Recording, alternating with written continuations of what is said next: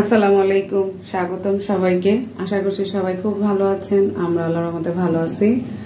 তো আজকে দুপুর রান্না করতে যাচ্ছি, তাই আপনাদের সাথে শেয়ার করতে চলে এসেছি।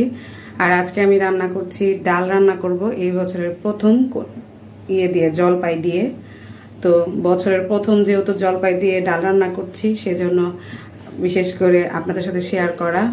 কারণ আমার পছন্দের জিনিস রান্না করলে কিন্তু আমি আপনাদের সাথে শেয়ার করি। আর মূলা দিয়ে এই যে বাটা মাছ রান্না করব। তো বাটা মাছটাকে ধুয়ে হলুদ মরিচ দিয়ে মাখিয়ে নিয়েছি। আর এখানে চিচিঙ্গা না দুলদুল, ওইটা আমি তো এই দুলদুলটাকে দুলদুল না চিচিঙ্গা বলে জানি না। তো এটাকে আমি এখন ডিম দিয়ে ভাজি করব। এটা আমার বর ডিম দিয়ে খেতে চায় না, কিন্তু আমি ডিম দিয়ে আজকে খেতে ইচ্ছা করতেছে, কারণ আমার আব্বার বাসায় ডিম দিয়ে রান্না করে, ভালোই লাগে। আম্মা রান্না করতো, মজাই লাগতো। তো আজকে আমি এই জন্য ডিম দিয়ে রান্না করব। আর ডাল যেহেতু অল্প, প্রথমে চেয়েছিলাম প্রেশার কুকারে দিব, তাই এখন আর প্রেশার কুকারে দিব না। এখন এটাকে আমি এভাবে ডাইরেক্ট বসিয়ে দিব। তো চলুন কিভাবে রান্না করি সেটা দেখবেন। ডাল ধুয়ে বসিয়ে দিয়েছি। আর এখন এটার মধ্যে পেঁয়াজ দিয়ে দিব, লবণ দিয়ে দিব, আর সামান্য পরিমাণ হলুদ দিয়ে দিব। এটা সিদ্ধ হবে, তারপরে আমি ওটা দিব।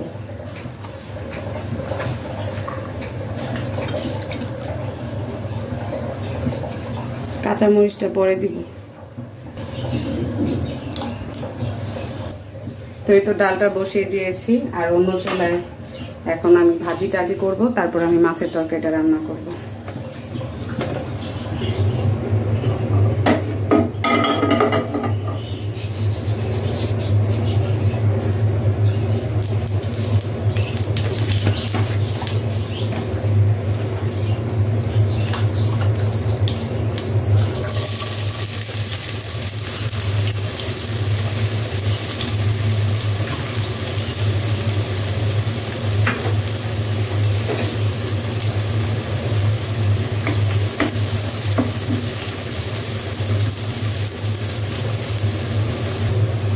এই চিচিঙ্গা ভাজিকে এইভাবে ডিম দিয়ে খান, অবশ্যই কমেন্টস করে জানাবেন। আর এই ভাজিটা কিন্তু অনেক মজা লাগে। তো আমি পেঁয়াজগুলো হালকা একটু ভেজে নিলাম, ভেজে এখন দিয়ে দিলাম।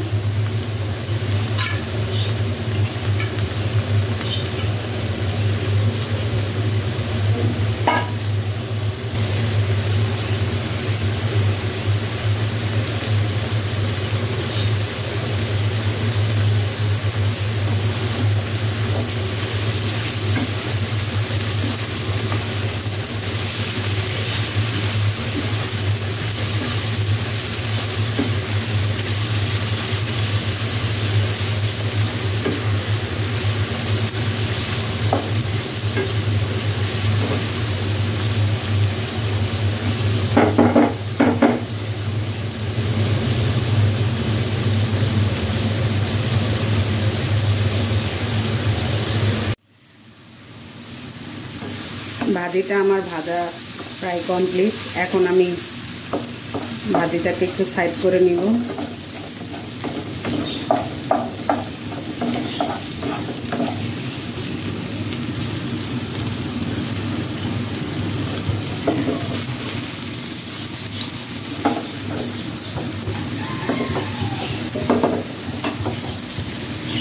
আমি একটা ডিম ফেটে রেখেছি, বাটির মধ্যে ভেঙে রাখছি আর কি।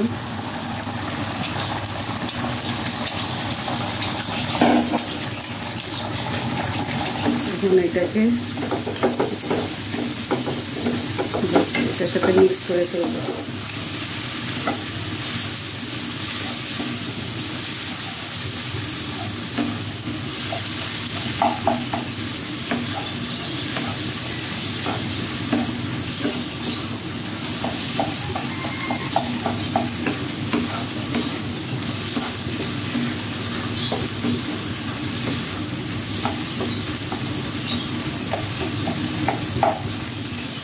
দিয়ে দিব সামান্য পরিমাণ জিরা গুঁড়া।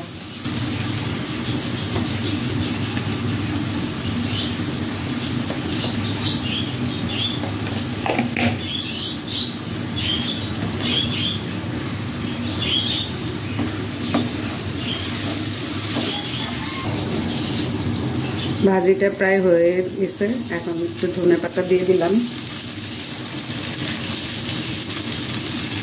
ধনেপাতা দিয়ে একটু নাড়াচাড়া করে তারপরে নামিয়ে ফেলবো। লবণ দেখলাম, খুবই মজাদার হয়েছে। এই ভাজিটা আমার ভালো লাগে, ভাত দিয়ে রুটি দিয়ে আমার খুব ভালো লাগে খেতে। কিন্তু আমার বর ডিম দিয়ে পছন্দ করে না, কিন্তু আমার আবার পছন্দ, তাই আজকে করলাম। ডাল সিদ্ধ হয়ে গিয়েছে, ডাল গুটি দিয়ে গোটাও দিয়ে দিলাম। এখন দিয়ে দিব 4টা জলপাই।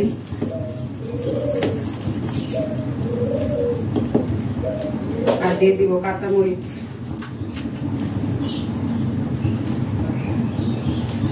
হালকাই থাক। তো তারপরে টিপর বাগার দিয়ে দিব, হোক আর একটু। মাছ ভেজে নিচ্ছি, মাছ ভাজা হলো তরকারিটা এখন বসিয়ে দেব।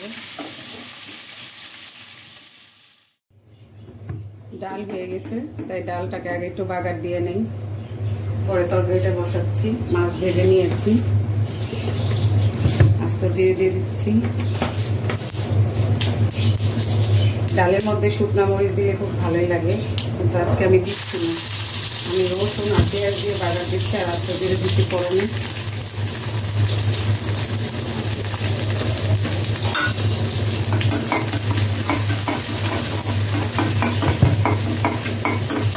জিরা পরিবর্তে পাঁচফোড়ন দিলে অনেক ভালো লাগে, আচারের মতো একটা সেন্ট আসে ডালের মধ্যে। এটাও আমার বর পছন্দ করে না, কি আর করব। আমার বরের সামনে দিলে আবার ঠিকই খায়, বুঝছেন? এই হলো সমস্যা। তো কিছু করার নাই, আমি ডালটা বাগার দিই।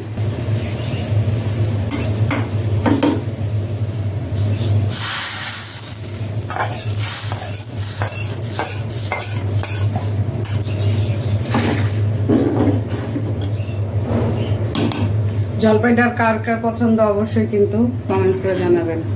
আমার কিন্তু জলপাইয়ের ডালটা খুব ভালো লাগে। জলপাইয়ের ডালের সাথে যদি একটু আলু ভর্তা হয় সেটাও আমার পছন্দ, যদি গরু মাংস হয় সেটাও আমার পছন্দ।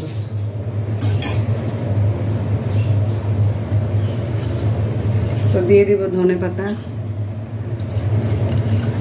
এই ডালটাতে ধনেপাতা না দিলে স্বাদ হয় না। টকের মানে টক দিয়ে কোনো কিছু রান্না করলে ধনেপাতা দিলে ভালো লাগে। যে কোনো টক দিয়ে যখন ডাল রান্না করবেন অবশ্যই ধনেপাতা দিবেন। তো বাস হয়ে গেল আমার ডাল। এখন আমি তরকারিটা করব, তাহলে আমার রান্না শেষ। হালকা একটু রসুন বাটা,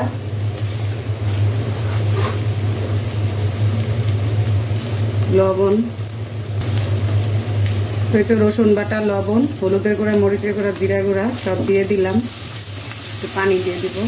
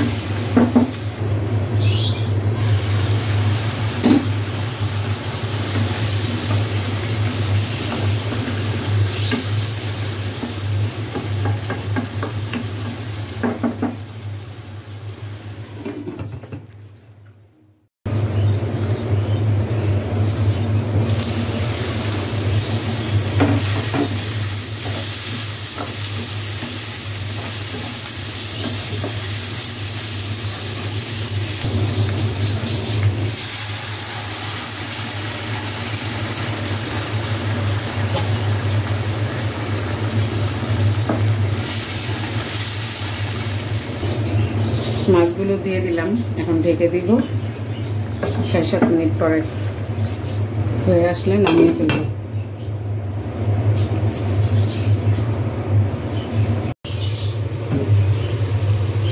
তো রান্নাটা কমপ্লিট। এই যে চুলাটা অফ করে দিব।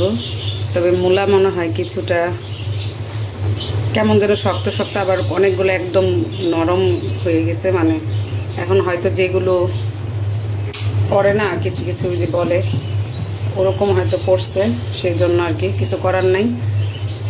তো এই তো আমার তরকারিটা হয়ে গেছে খুব সুন্দরভাবে, চুলাটা অফ করে দিছি। এই হলো আমার তরকারি আজকের, এই হলো আমার ডাল, আর এই যে হলো আমার ভাজি। তো কেমন লাগলো অবশ্যই কমেন্টস করে জানাবেন। সবাই ভালো থাকবেন, সুস্থ থাকবেন, আল্লাহ হাফেজ।